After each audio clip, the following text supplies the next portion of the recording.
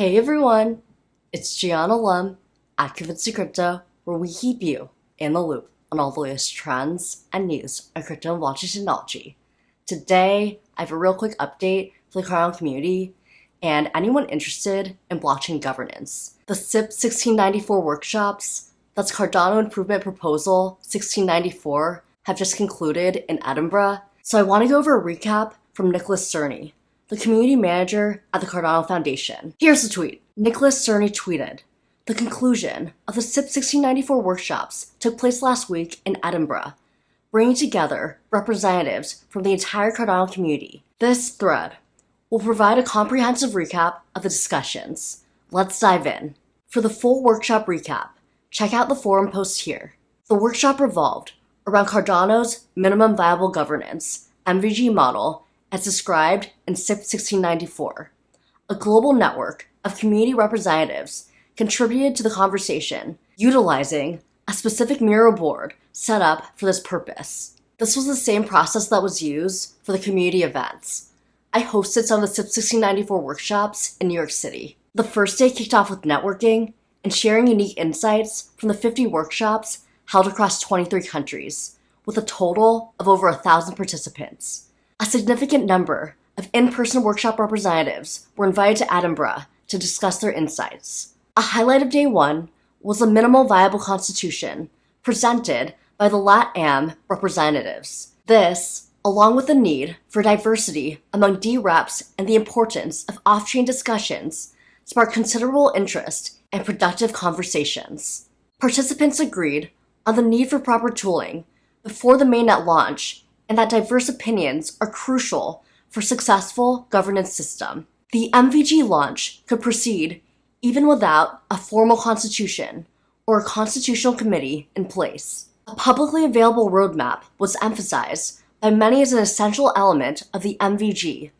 Participants also stressed the need to clarify the extent of off-chain involvement and to ensure high community participation in devnets and testnets. Day one discussions raised important questions, like whether the initial rollout of CIP-1694 could have a small treasury withdrawal limit, with a defined growth process for withdrawal sizes, and whether one coin, one vote, one C1V could be reversed in the future. Future steps defined by participants include addressing DREP incentives, defining delegation expiration dates, understanding the need for DREP saturation, and implementing mechanisms to handle emergencies.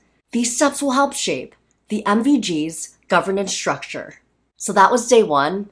Let's move on to day two. Day two kicked off with Kevin Hammond's presentation on community engagement with CIP-1694. He highlighted 6 key issues discussed in all workshops: on-chain deposits, treasury withdrawals, community tooling, action expiration, action thresholds, and DREP incentives. This is an ongoing process, so not every single topic reached consensus. Among these, 4 achieved consensus: limits on treasury withdrawals, the necessity for various community tools, a 6 epochs timeframe for action expiration, and DREP compensation, preferably via a percentage of ADA staked delegated to the DREPs.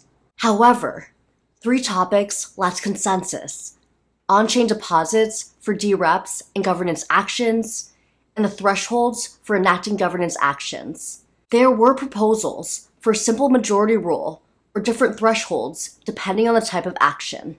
Phillips Lazos and Vangelis Markakis, IOG researchers, presented in-depth on-chain DREP incentives, proposing an on-chain compensation mechanism. They explored various schemes via a game-theoretic analysis of effort games. Voting was also a key part of these workshops. The workshop transitioned into a voting phase, where participants voted on 6 focal issues. The group agreed on the features for community tooling, a 6 epochs, action expiration timeframe, and the need for different levels of participation for each governance action. Discussions on treasury withdrawals and DREP incentives remained unresolved, promoting the need for specialized working groups. Questions on payment timings, source of funds, and reward calculation formulas need further consideration. The issue of on-chain deposits didn't go to vote due to the need for more time to reach consensus. Deposits are crucial for protecting the network from potential disruptions, such as possible denial of service attack. After these discussions, the workshop groups were tasked to create a concept for community tooling, addressing topics like drep directories, mobile dee-app support, educational materials, and more. Participants could vote for their favorite projects. We're gonna say dee-apps is gonna catch on. Dee-apps are decentralized applications. The top 3 concepts included the DD app for drep public profiles, an educational material package covering various roles in the MVG system, and the directory, a one-stop shop for voters to research and access drep performance data. Day 2 witnessed vibrant discussions and valuable insights, critical for the Cardano network's future development. Although not all topics reached a consensus, the event highlighted the power of collective discussion and decision-making. This spirit of community involvement and open discussion solidifies Cardano's commitment to decentralized governance. It sets a promising direction for the platform's future developments. Stay tuned for more updates and insights from the Cardano community. Remember, governance is a collective responsibility, and your input matters. Thanks for hanging in there for all of these updates. A lot was definitely accomplished during these workshops, but I do foresee a lot more discussion sessions and a lot more voting before we truly get minimum viable governance. I hope this information was helpful for you. Please let me know if you have any questions. I'm happy to answer them. That's it for us today. Feel free to like, subscribe, and comment your thoughts. Feel free to share this with your friends if you enjoy this content, and I'll see you next time, everyone. Bye!